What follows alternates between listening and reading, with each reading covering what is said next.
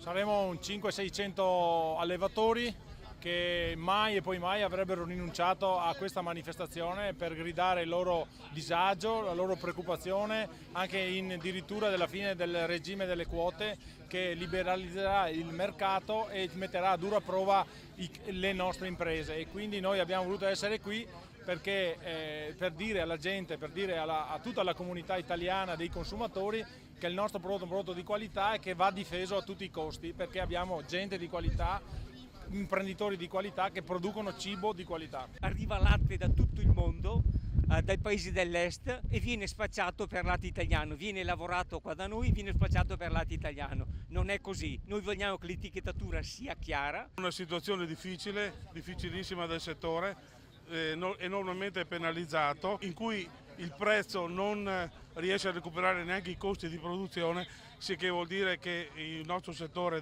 il nostro latte veneto, il nostro latte italiano sta andando in malora. Credo che non è eticamente corretto che un caffè costi quanto il valore di 3 litri di latte. Credo che sia mortificante per i nostri produttori una situazione del genere. Il Consiglio è sempre stato vicino alle problematiche del mondo agricolo, ma da soli non riusciamo a fare più di tanto. Credo che qui ci debba essere un'attenzione ancora più forte da parte della Regione, ma un'attenzione a livello nazionale, ma soprattutto a livello comunitario. È un settore che ha bisogno di valorizzazione perché è un settore di qualità e oggi le condizioni dell'importazione lo stanno mettendo in ginocchio.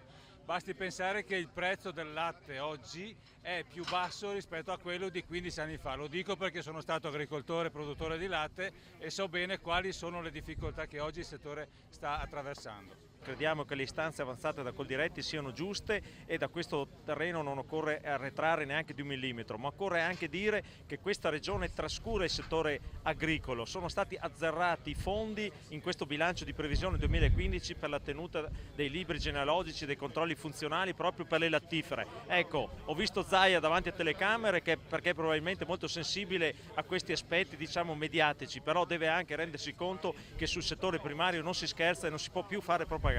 Abbiamo bisogno di regole per difendere i nostri produttori. La cosa drammatica è che nei 6 mesi di guida italiana della Comunità Europea il Presidente Renzi non ha portato a casa nemmeno il risultato sul Made in Italy, e questo è gravissimo perché per l'agroalimentare vale 63 miliardi di contraffazione.